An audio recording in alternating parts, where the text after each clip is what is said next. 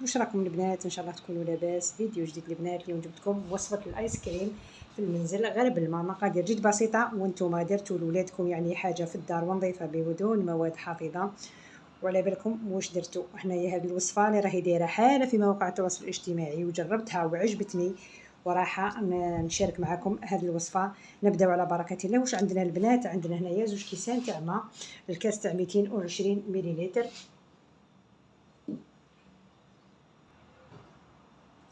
عندنا الكاس الاول وعندنا الكاس الثاني معمر مليح. البنات انا في الايس كريم تاعي ولا لا كريم تاعي رايحه نديرو ذوق البنان الفلون، وزن 50 غرام. راح نديرو ذوق البنان وانتم يعني الذوق اللي تحبوه ديروه. تحبوا الفراوله ولا تحبوا الشوكولا ولا يعني واش تحبوا. انا اخترت ولادي يحبوا هذا الجو تاع البنان ولا ذوق البنان ذوق الموز. رايحه ندير انا هذا تاع البنان. واش راح نزيدو البنات؟ عندنا هنا مغرفه كبيره تاع جلوكوز كما راكم تشوفوا هنا الجلوكوز. عندنا مغرفه كبيره تاع جلوكوز. نديرو كامل هذه المقادير نشمخوها باش ما يلصقناش في اسمه. عندنا مغرفه كبيره تاع جلوكوز هنا. نخلطوا كامل هذه المقادير البنات ونخليوهم فوق النار حتى يهز الغلوه. هنا البنات كما راكم تشوفوا راه وصل لدرجه الغليان يعني غير يرفد غلوه باك طفيولو. واش راح نديرو؟ راح نفرغوه في حاجه واحده اخرى. من الاحسن ديرو هكذا تحديد باش يبرد لكم ثمثم. راح نفرغوه انا وراح نغطيه بالبابي فيلم نخليه يبرد ومن بعد نحطوه في المجمد. هنا نجيب بابي فيلم نغطيه ونحطوه في المجمد. البنات كما راكم تشوفوا الميلونج هذاك اللي درناه راهو برد. واش راح نزيدو له البنات؟ راح نزيدو له كاس تاع غبره الشونتيي بالكاس اللي كاين به الماء نكملو نكيلو به غبره الشونتيي. واش راح نديرو هنا؟ نخلطو هكذا ونطلعوه بالباطور حتى تطلع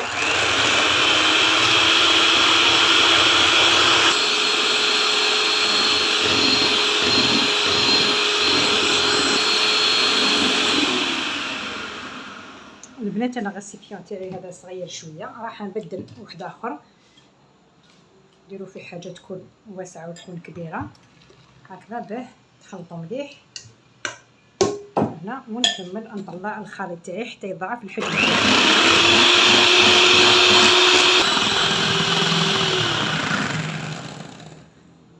شوفوا البنات هنا بعد اللي ضاعف الحجم تاعو هنا راح نزيدو عطر الموز يعني لاغون تاع البنان. راح نزيدو غير شويه راح يعطينا يعني يعزز لنا النكهه وراح يعطينا ثاني لون في هذا لا كريم اللي راح نديروه. نتوما اذا درتو شوكولا ديروا عطر الشوكولا واذا درتو الفراس ديروا عطر الفراس. هنا راح نزيد نخلط. لازم نبقاو نحركوه حوالي 5 دقائق.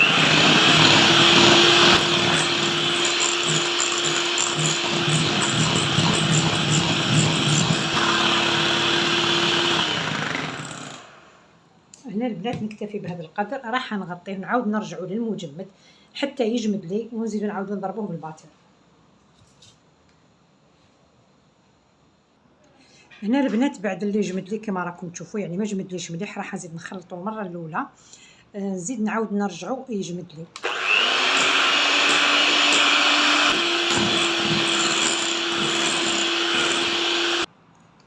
شوفوا البنات القوام تاعو كيفاش راكم تشوفوا فيه يتعلق. صدقوني البنات غير ينافس لا كريم تاع المحلات. هنا دوك رايحين نزيدو نخليوه يبرد المره الثالثه ونجيبو نشوفوه واجد ان شاء الله. هنا البنات بعد اللي جمد لنا كما راكم تشوفوا لا كريم تاعنا بعد يجمد لنا لا كريم تاعنا المره الثالثه. شوفوا كيفاش راهو. هنا راح نزيد نضربو مليح ونديروه في لي كورني.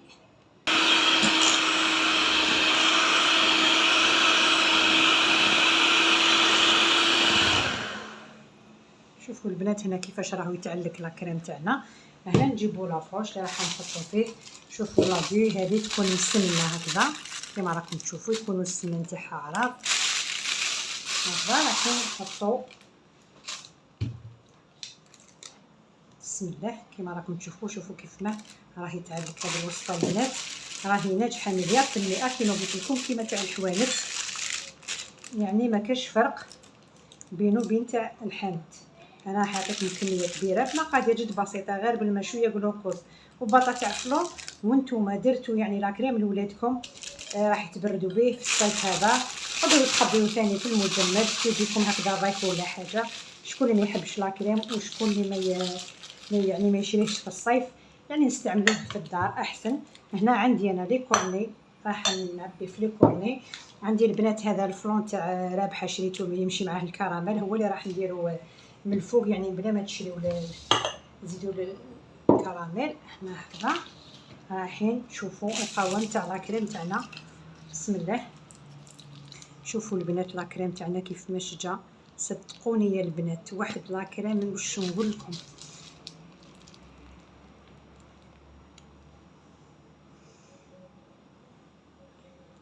نتمنى حبيبتي تجربوه ان شاء الله وراح يعجبكم، يعني ما شاء الله. دقيقه هنا شوفوا البنات، هنا كيما راكم تشوفوا راح نزيد ندير له هذاك الكراميل من الفوق كيما راكم تشوفوا. بنا يعني ما شاء الله حبيبتي، نتمنى تجربوه وراح يعجبكم، يعني وصفه ناجحه 100%. تجربوه لولادكم يعني بطريقه جد سهله حبيباتي، ان شاء الله تجربوه وتعجبكم وراح تخليو لي تعليق. الى اللقاء حبيباتي في فيديو اخر باذن الله تعالى. راح باك تشوفوا هذاك يعني التعليق تاعو، شوفوا ما شاء الله. شوفوا البنات ما شاء الله، صدقوني البنات ما كاش فرق بينه وبين تاع البرا. الى اللقاء حبيباتي في فيديو اخر باذن الله تعالى.